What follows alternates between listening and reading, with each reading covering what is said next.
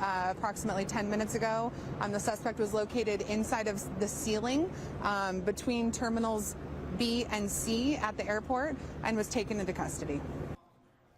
A San Diego man behind bars accused of breaching security at a Southern California airport. His actions delayed several flights for hours. Good evening and thanks for joining us tonight. I'm Steve Price. And I'm Kirsten Holmes. That man has been identified as 51-year-old John Hecker, and he faces several charges tonight after Orange County Sheriff's deputies say he breached airport security at John Wayne Airport. Officials say he also stole an airport vehicle, then drove it onto the airfield. News 8's Heather Hope has more on this bizarre incident and what we're learning about the suspect.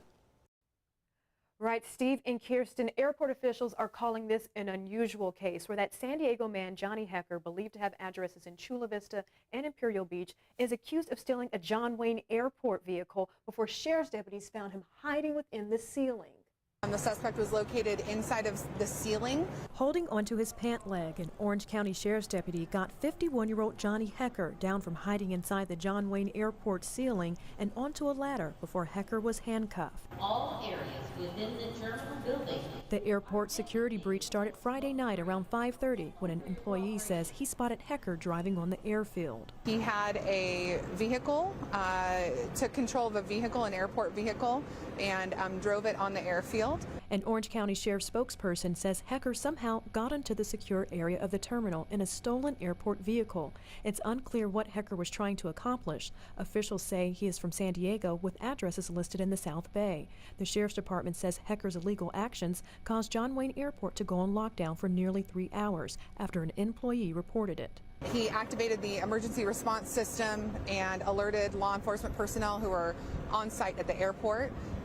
They locked the airport terminal down and then shortly after evacuated the airport. Several planes remained on the ground at the Santa Ana airport, halted from taking off during the security investigation. While inside the airport, frustrated passengers waited and sat down during the delay.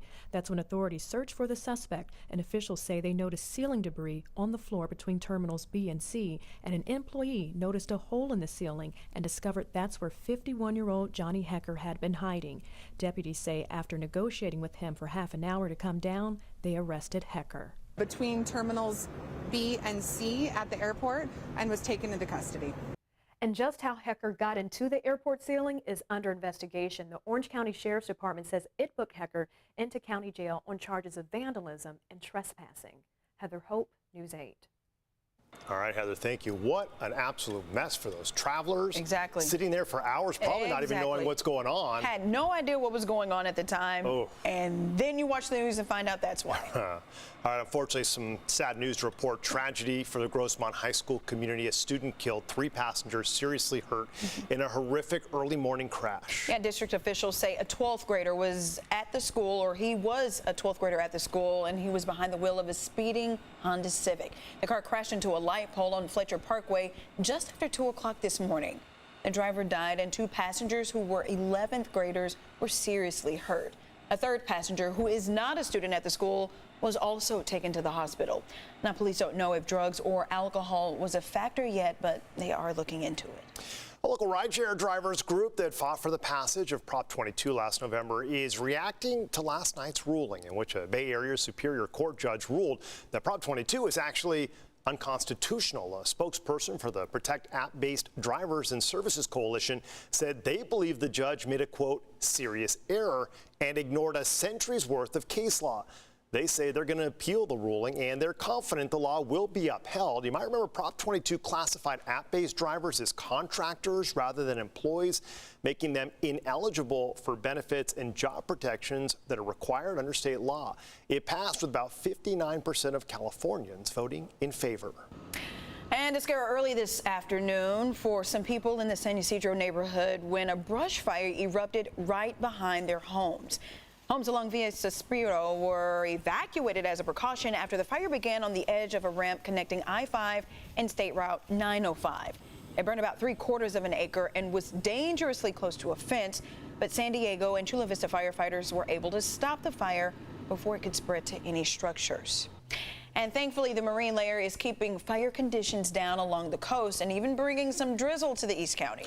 So the big question is, more rain on the way, or will the sun pop out? Let's check in with meteorologist Sean Stiles, joining us now with the first look at your microclimate forecast. Sean, it says August 21st on the calendar, but I know. I don't know. Kooky, huh?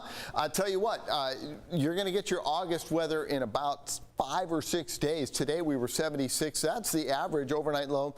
It's as close as you're going to get without it being spot on 68, 67.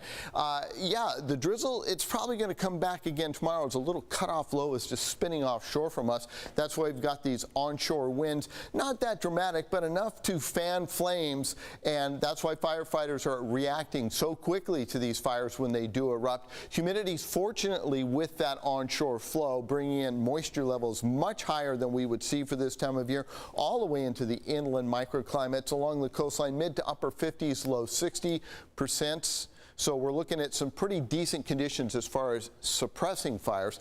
Tomorrow, 74, chance of drizzle again along the coastline. We start to see a slight warm up coastal. It's inland where we'll start to see temperatures ramp up quickly, and by the time we get to midweek, that 86 will look like some cool weather. I'll explain why in just a bit.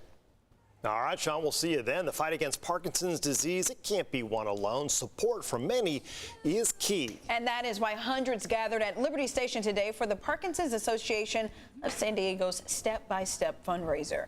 Now, this was their first in-person walk since 2019. Our Carlo Chiquetto helped out as MC. Money raised goes to support the Parkinson's Association's programs offered for free to San Diegans dealing with the disease. More than 700 people were signed up for the walk, and they were able to raise, listen to this, $160,000. Oh, great work. Awesome. Well, as you all know, buying a home in San Diego is hard enough, but racial inequities can make it even tougher for people of color. This morning, a program launched to help local black families become homeowners. The San Diego Black Homebuyers Program is dishing out more than $1 million to dozens of black families. Several organizations, including the San Diego Foundation, Urban League San Diego, and Local Initiative Support Corporation, are all helping out with this program. Not only are families getting cash to help with the down payment, they also will receive financial literacy training.